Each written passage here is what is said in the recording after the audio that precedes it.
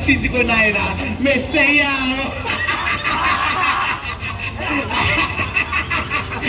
ఏంటి ఒక్క మాట కూడా మాట్లాడతలేవు ఏంటి?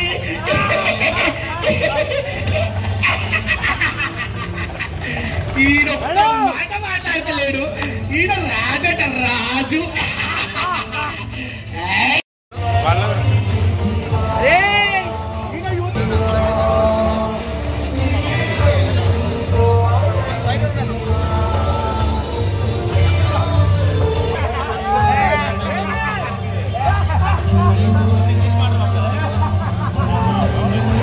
అలా ఇచ్చేస్తావా?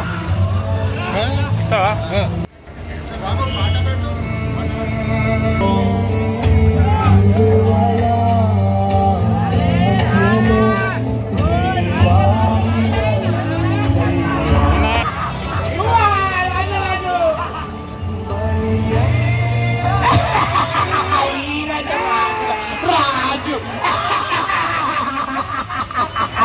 ఏమినాయనా నువ్వు రక్షించుకోక మమ్మల్ని కొడుతుంటే కూడా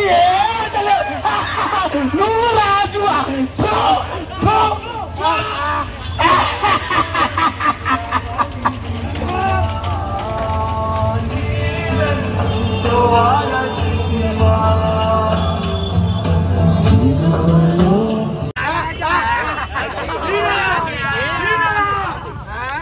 అమ్మా ఈయన రాజా మీకు రాజా.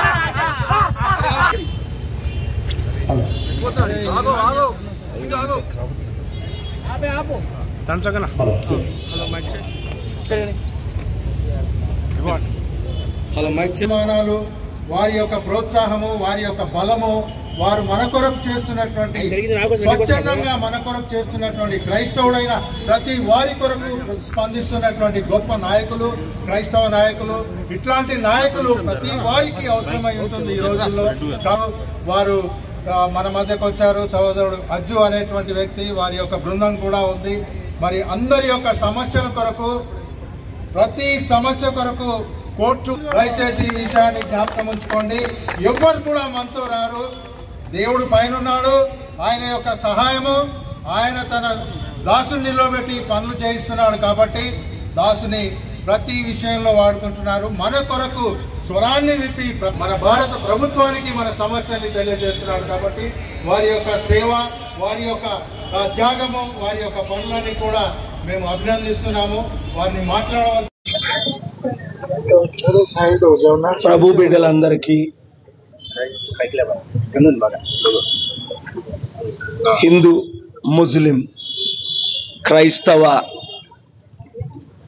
లోకానికి 2025 సంవత్సరాల క్రిందట యేసు ప్రభు వారు ఈ లోకానికి వచ్చి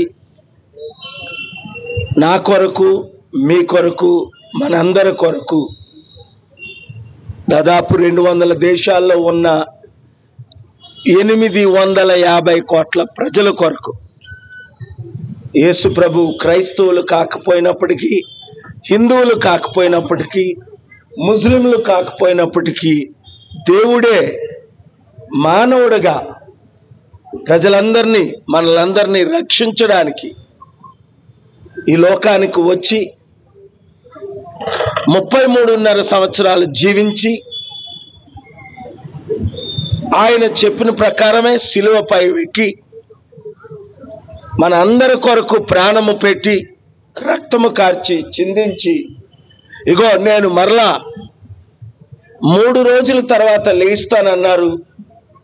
మరలా 3 రోజుల తర్వాత ఆయన లేచి 542 మందికి కనిపించి శిష్యులతో మీరు సర్వలోకానికి వెళ్ళి సర్వ సృష్టికి, కులాలకు, మతాలకు, ప్రాంతాలకు అతీతంగా నేను వచ్చాను, ప్రాణం పెట్టాను, రక్తము కార్చాను, నా ద్వారా మీకు రక్షణ, మనస్సుకు నెమ్మది, శరీరానికి ఆరోగ్యం, ఆత్మకి శాంతి, చనిపోయిన తర్వాత నాతో పాటు లక్షల కోట్ల సంవత్సరాలు మీరు పరలోక రాజ్యానికి వెళ్ళాలి అంటే యేసు నా రక్షకుడు, నా ఏకైక రక్షకుడని మీరు మనసులో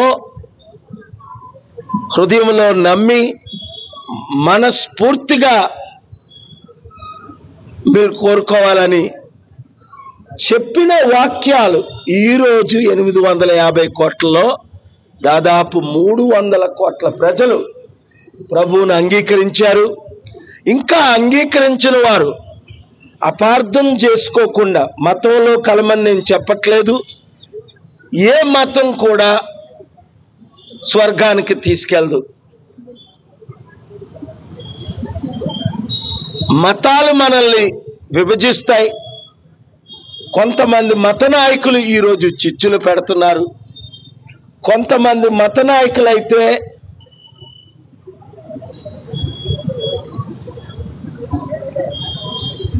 నిన్ను చంపుతావు, నిన్ను 4 కోసేస్తావని ప్రవీణ్ లాంటి వాళ్ళు జడిపించినప్పటికీ ఆ పాస్టర్ ప్రవీణ్ ప్రాణానికి తెగించి ప్రభు వాక్యాలు ఆయన చెప్పారు. అయితే ఎవరిని దూషించకుండా అపోస్తులుడైన పౌలు అంటాడు, వారిని మీరు దూషించకండి, వారి దేవతలను దూషించకండి, అందరూ శాంతిగా ఉండండి.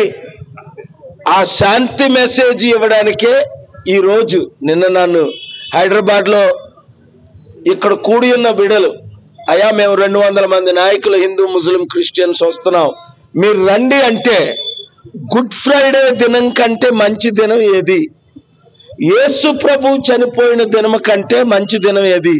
శాంతి కొరకు యేసు ప్రభు ఏమన్నారు? I give my peace unto you అని ప్రభు చెప్పారు. అలాగే ఇక్కడ ఎంత శాంతిగా ఈ మీటింగ్ జరుగుతుంది చూడండి. నా హిందూ మిత్రులందరికీ, మహమ్మదీయ సోదరి సోదరుమణులందరికీ నేను ఇచ్చే మెసేజ్ ఏంటంటే, either we have to live together or we will die together. Peace is the path. ఎవరి నమ్మకాన్ని రాజ్యాంగం ప్రకారం మనం ప్రకటించుకోవచ్చు.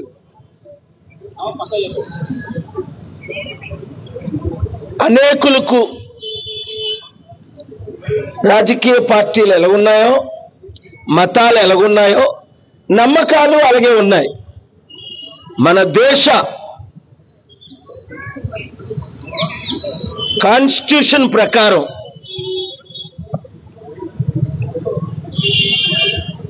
ఆర్టికల్ 25 ప్రకారం మన నమ్మకాన్ని మనం ఇతరులతో షేర్ చేసుకోవచ్చు. సో ఈరోజు ప్రతి ఒక్కరు గమనించండి, మీడియా ఛానల్ ద్వారా చూస్తున్న ప్రతి ఒక్కరూ ఒకటి గమనించాలి. ముఖ్యంగా మన తెలుగు రాష్ట్రాల్లో, మన దేశంలో ఉన్న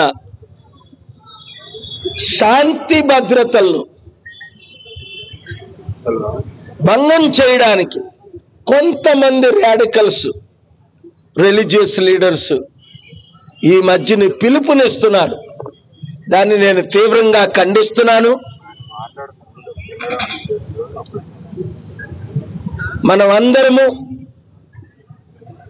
ఒక నాస్తికుడు అయినప్పటికీ, గద్దరన్న చనిపోయినంత వరకు మన ఆఫీస్కి వచ్చి, అన్నా మీరైతేనే శాంతి దూత, నేను నాస్తికుడిని, నేను దేవుణ్ణి నమ్మను, కానీ మీరే దేవుడని నమ్ముతున్నాను, మీ ద్వారే ఆ దేవుని వాక్యం చివరికి ఆయన యేసు ప్రభువును కూడా హృదయంలో చేర్చుకున్నారు.